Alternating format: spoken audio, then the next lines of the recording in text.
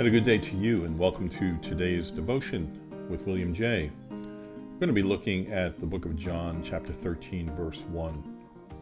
It says, "Now before the feast of the Passover, when Jesus knew that his hour had come to depart out of this world to the Father, having loved his own who were in the world, he loved them to the end."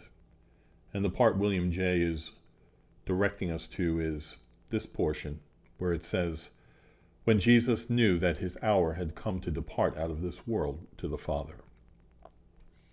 His hour means the time of Jesus' death. In another place, it is called the hour of his enemies. He said, "This is your hour and the power of darkness." It is called their hour because they seemed to have everything going their way.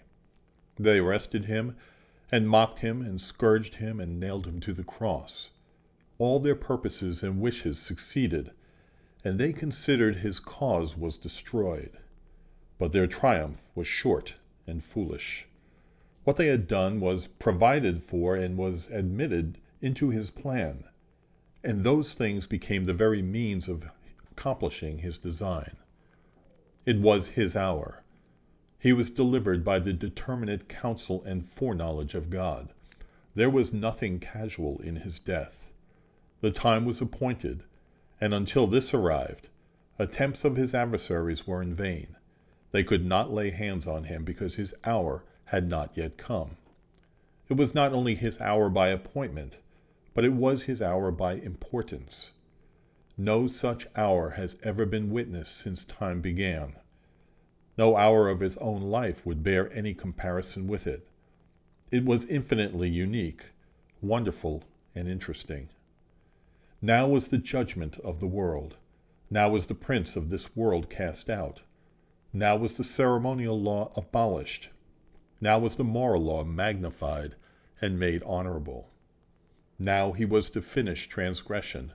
Now he was to bring in everlasting righteousness. Now he was to open the kingdom of heaven to all believers. Now he was to get himself a name above every name. He knew that his hour had come, and so perfect was his foresight of the event that he not only knew of the fact itself, but the incident coming with it. And he knew the whole before there was any appearance of the thing, before his enemies had formed the design, before Judas had the thought of treason. And thus he revealed the devotedness of his work. He saw the hour was at hand, but he seeks no hiding place nor attempts to escape, though he had many means in his power.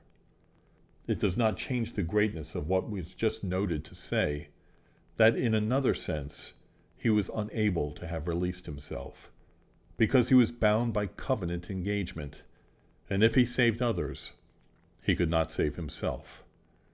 For his engagement was made in the full prospect of all that he was to endure.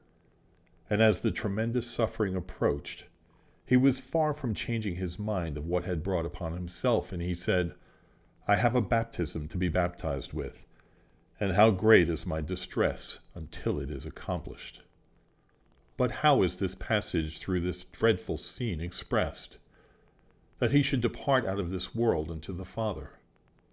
Here let us think of his people as well as himself. In all things he must have the preeminence, but his people resembled him. What is said here of his death will in a pleasing degree apply to their own.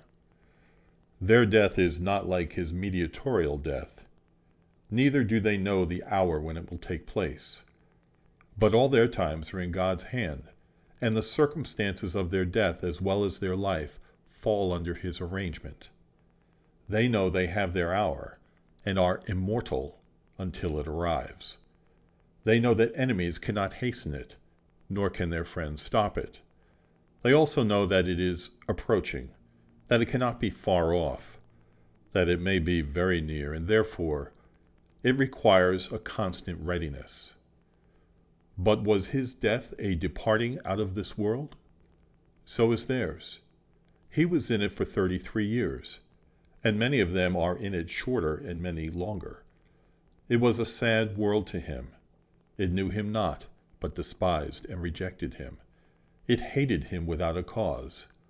They persecuted him from his birth, refused him a place where he could lay his head, and could not be satisfied until it had shed his blood. And his people find it a vain and deceitful world, a vexing and injurious world, a vile and wicked world where everything in it cries, "Arise and leave here, for this is not your rest," because it is polluted. But are we unwilling? We do not wonder indeed that this should be so often the case with men of the world. They have their portion in this life, and no hope of a better one. Bad as it is, they know that it is the best world they will ever be in, and that whatever be its troubles to them, they are only the beginnings of sorrow. But it is otherwise with Christians. They are here like Israel in Egypt, and death is their departure for the promised land. They are like strangers in an inhospitable country, and travelers at a cheerless inn, and death is their departing to their delightful home. Was his death a going to the Father?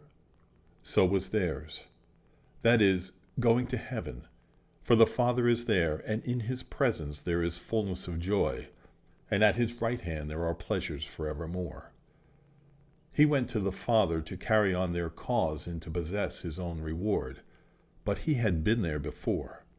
Hence he said, "I came forth from the Father, and I come into the world. Again I leave the world, and I go to the Father." Here he speaks of heaven without wonder.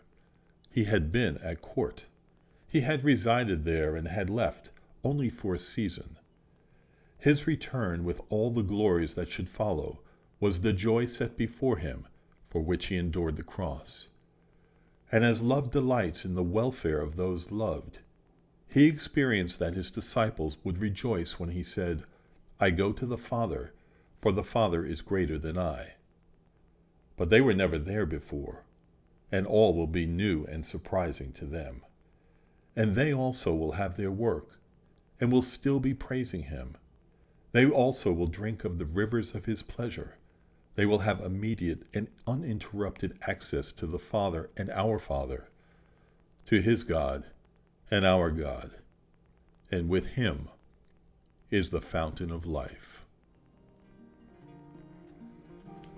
Thanks so much for listening in and thinking through these words today. I hope they are a blessing to you, and I hope to see you tomorrow as well.